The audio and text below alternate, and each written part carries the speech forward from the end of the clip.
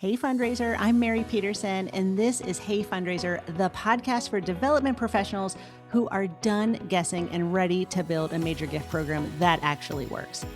Every week, I bring you the tactics, the language, and the real-world strategy to close bigger gifts, deepen donor relationships, and lead with confidence. Whether you're a one-person shop or a seasoned major gift officer, if you're ready to stop hoping and start engineering, you're in the right place. Let's get into it. Last fall, a fundraiser I coach got a $5,000 gift from a donor she barely knew. Most fundraisers would have sent the standard receipt, acknowledgement, and moved on. She didn't. She made one phone call. 7 months later, that same donor made a $50,000 gift. The same donor, the same organization, different outcome. The difference was what happened in the 7 days after the very first $5,000 gift. Hey Fundraiser, welcome back to the podcast. My name's Mary Petersen, and today we're talking about the most underused, most overlooked, most undervalued lever in your entire major gift program. It's not more prospects, it's not a fancy CRM, it's not a polished case for support, it is the thank you. Specifically, what happens in the days and weeks after a donor gives. I call it the Stewardship Multiplier. Because when you do this part right, your next gift gets bigger and the gift after that gets bigger. And pretty soon you have donors writing checks that used to feel like a fantasy. So let me tell you what most stewardship looks like. A donor gives, an acknowledgement or a receipt goes out. It's probably a printed thank you letter signed by the ED, and then nothing. The donor doesn't hear from the organization again until the next appeal. And then the subject line is like, we need your help. So put yourself in that donor's shoes. Like you wrote a check, a meaningful check for you, and you believe in the mission. And then like the next time you hear from the organization, they're asking you for another gift. Like how would you feel? You'd probably feel like an ATM, like it's a transaction, like just a name on a list on someone's desk. And you would never give a transformational gift to an organization that treats you like a transaction. Now, granted, you may send, newsletters here and there, and that's part of your stewardship strategy. But you have to know, like these newsletters, these mass impact statements and things like that, we as nonprofit people assume that every one of our donors reads 100% of these things. Well, our donors go on vacation. Our donors have family emergencies. Our donors get behind on our email, just like we all do. And so they might miss some of these stewardship points. But here's the truth nobody tells you. Donors don't give bigger gifts because they were asked bigger. They give bigger gifts because they were thanked bigger. Every single gift you receive is like this moment of trust. Stewardship is what tells the donor whether that trust was a good investment for them. So I want to talk to you about my 7-day rule. And here it is. Within 7 days of every gift that's over $1,000, the donor needs to hear from a human being who is not asking for anything. Not a receipt, not a templated letter. It has to be a phone call, like an opportunity for two-way dialogue. Whether it's from the executive director or a board member or a fundraiser, it needs to be somebody who can reach out and be that voice on the other end that says, I'm not calling to ask you for anything. I'm calling because I saw that your gift came in this week and I wanted you to hear from me exactly what this means to us and why it matters. Like that's it. That's the whole call. You don't need a script with 10 pages of impact data. You need to say, I see you. I thank you. And here's the difference that your gift is making. Now, there's also a 3-touch stewardship sequence that I really love. And this is for mid-level donors, leadership annual giving, and major donors. Now, if you have the time and you can implement this for all of your donors, like if you're a smaller organization and you're trying to build a major gift strategy, I would do this for all your donors. But if you only have so much time, maybe choose donors of 250 plus or 500 plus. So here's the 3-touch stewardship sequence. After the call, here's what I want you to do over like the next 90 days. I want you to make 3 touch points that have no asks, and they're really all about the donor. So the first touch point happens within 7 days. It's the phone call that I just described. The second touch point happens around day 20 to 30. And this is where you share a story, not an organizational update, not a newsletter, but like a specific story of one person, one program, one moment that the donor's gift made possible. Now, you can, if you want, send this as a handwritten note. You could send it as an email, but again, we all get busy and miss emails and all the things. But I would either record it as a video and send it to them or make a phone call. And here's all you need to do. You only need to say, I thought of you when this happened and I had to share it. Like that sentence is magic. It tells the donor they're part of a bigger story, not just a name in your database. Now, the third touch point should happen around day like maybe 60 to 75. And it's really a small invitation. It's not to a gala, it's not to a fundraising event, but just something intimate. A site visit, a coffee with a program director, a 15-minute call with, somebody who is a beneficiary of your program, if that's appropriate.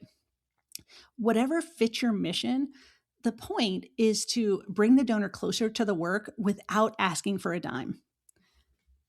So those are my 3 touch stewardship sequences that really set you up for the next gift. Now, I also want to give you words for that 7-day call, because this is the one where most fundraisers kind of freeze. Like they don't know what to say after like, oh my gosh, thank you so much. So they don't know what to do. So here's what I would say. I would say, hi, Susan, this is Mary calling from the organization.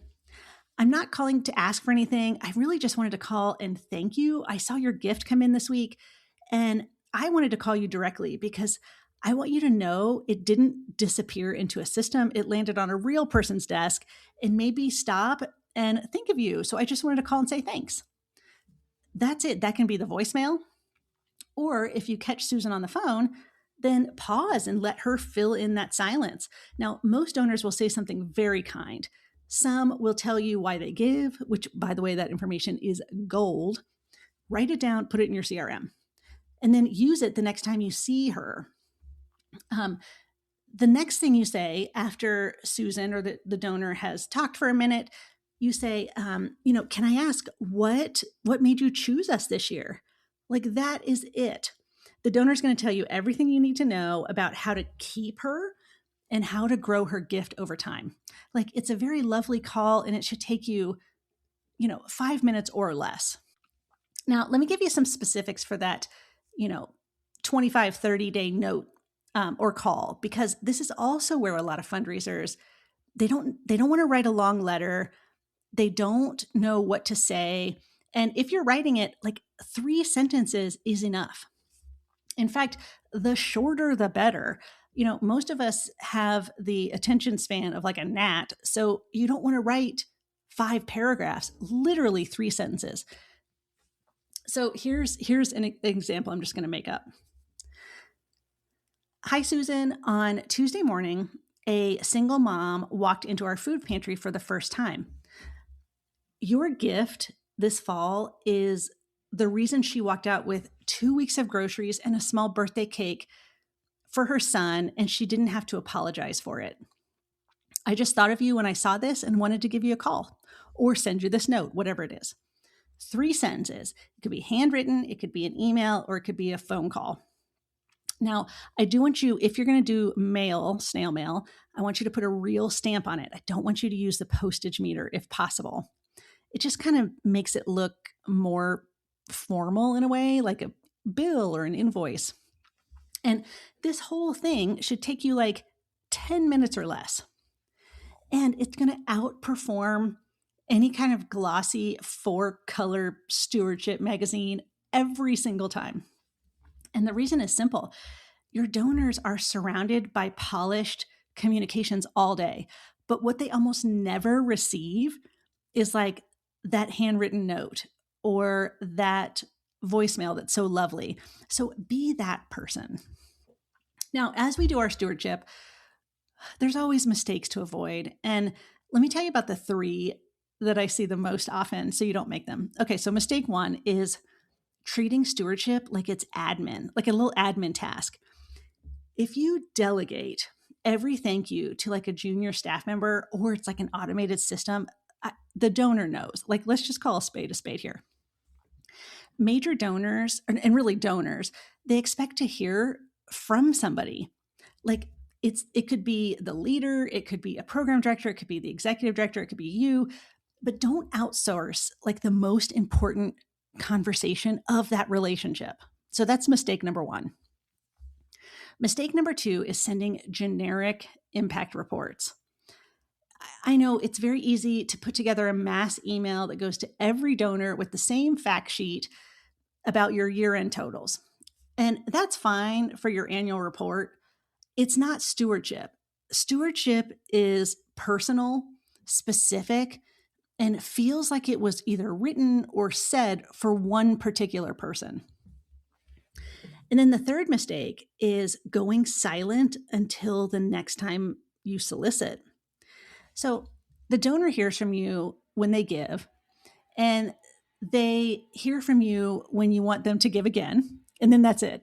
So every month that's silent between gifts is a month that they could be falling out of love with your mission. So please don't let that happen, fundraiser.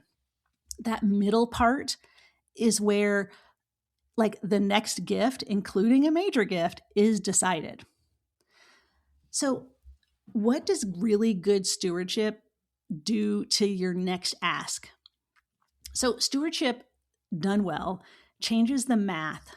Frankly, it just changes the math. When a donor has been thanked, told a story, and then brought closer to the work, the next conversation is really not a cold ask. It's more of just like a continuation, like an invitation. So you're not asking them to start something new. You're asking them to deepen what they've already been a part of. And that ask, by the way, is bigger because they've been listening to you. They've been thinking about your mission. They've been engaged, and they've been waiting for you to tell them like what's next. So you remember that donor that gave $5,000? When my coaching client called her about the $50,000 ask, the donor said, I was wondering like what was next.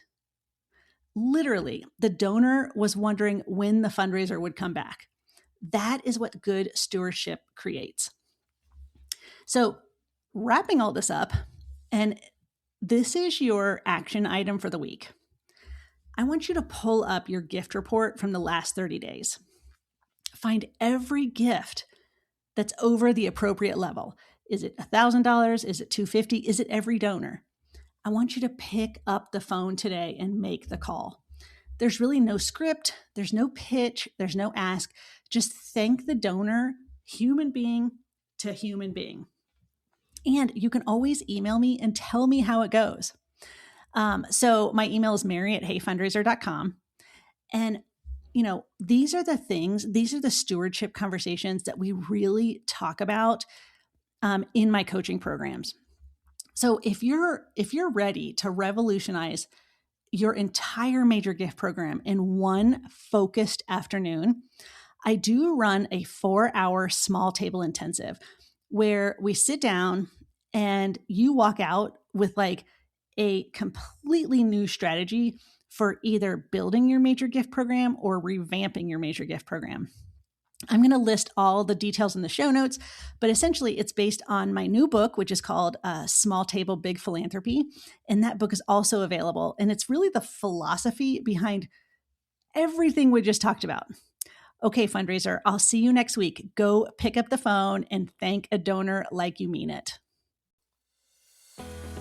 Fundraiser, thank you for being here. This work you do, it matters. You are the bridge between generosity and impact, and don't let anyone, including the hard weeks, convince you otherwise. If today's episode gave you something useful, please pass it along. One share, one text to a colleague, one review on Apple Podcasts. That's how this show reaches the people who need it most. Come find me at heyfundraiser.com, and I'll see you next Friday.